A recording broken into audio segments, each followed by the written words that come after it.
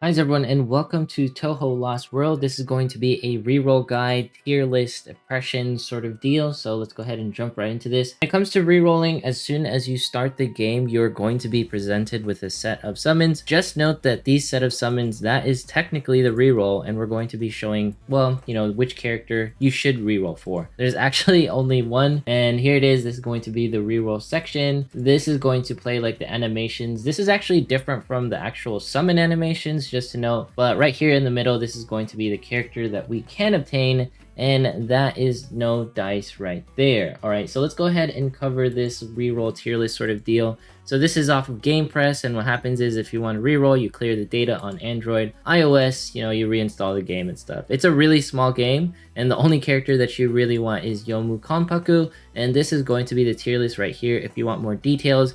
Now, the reason why you don't want these three characters, and you can get them as well, they are free, so you don't really have to go for them. And I love Sakya Izayoi because she has probably one of the best soundtracks in the entire series. But let's go ahead and keep continuing with this reroll process, all right? So you just go to Android, you go to clear data, and then there you go. You go back to Touhou Lost World, it reloads the game, and you keep going.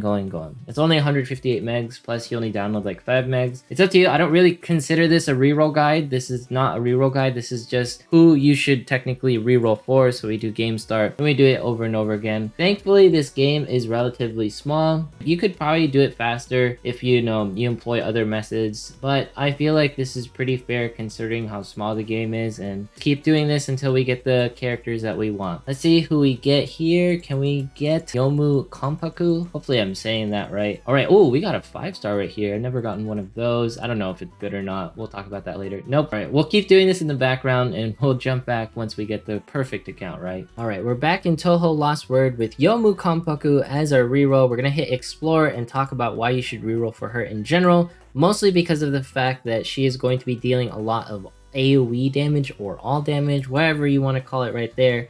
And you can see there are some definite waifus in this game. Let's go ahead and click battle. Nothing too crazy as far as like everything goes gameplay wise. It's like your standard turn-based RPG. Now, the thing that's going to set this game apart from others is because of the fact it has no PvP and is a purely PvE experience. So you have these shot abilities right here. That's what they're known as, since it says spread shot and focus shot. And then you have your spell cards right here, all right? Notice that they are blinking. That pretty much means they will deal more damage. And what happens is you can also boost your abilities so that they can deal even more damage, all right? So right here, this is like our normal party. Sometimes you'll be given free units. None of them are blinking, so none of them are going to be dealing extra damage, right? And all of these are roughly the same as well, okay?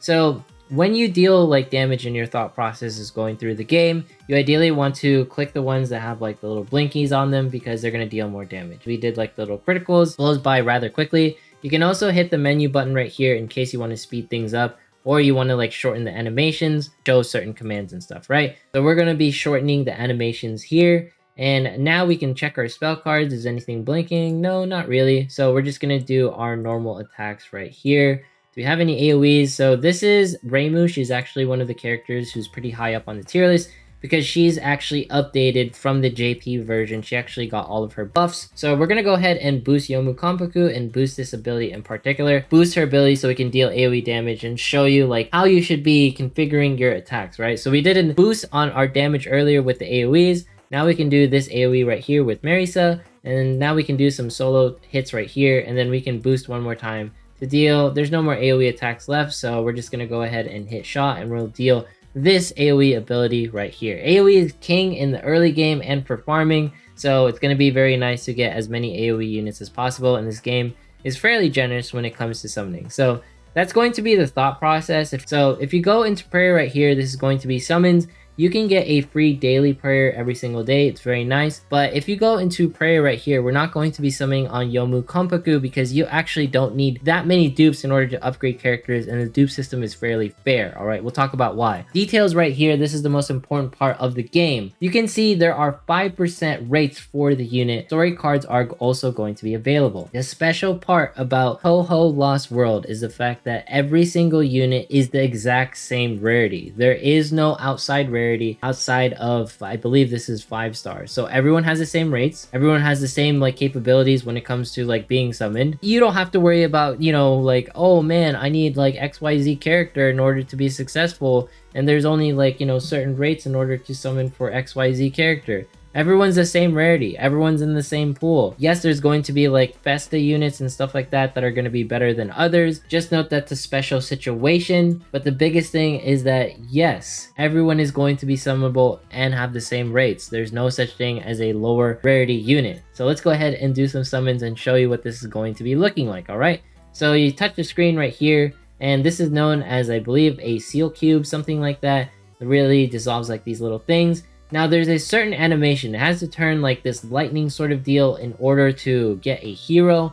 It didn't turn like that. Oh, it did it. Okay, so that was the animation we're looking for. So I believe this means we get a hero. Oh no.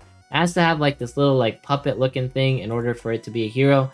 I think this essentially means that we get, you know, higher rarity stuff on this summon. So we got a 3-star right there. It'll only show the animations for stuff that you haven't obtained before. So technically you sort of want that. And I guess this is our 4-star, our, you know, yellow needed like sort of thing for the summons, right? So now we can't do any more summons because we don't have any more coins. Just note that the coins are going to be handed out very often, and these seal cubes or seal crystals are going to be the real currency. If you go back, you can actually farm for them in your own certain way. There are these things known as services, and this is going to be giving you the ability to get more coins throughout the game, right? It's sort of like a passive income sort of deal. And this is going to be the energy system right here. What's really nice about this game is that you can go to school. Haha, very funny. But in this school, you can actually level up your characters while you're away from the game. So this is more passive EXP, leveling up your characters and everything, right?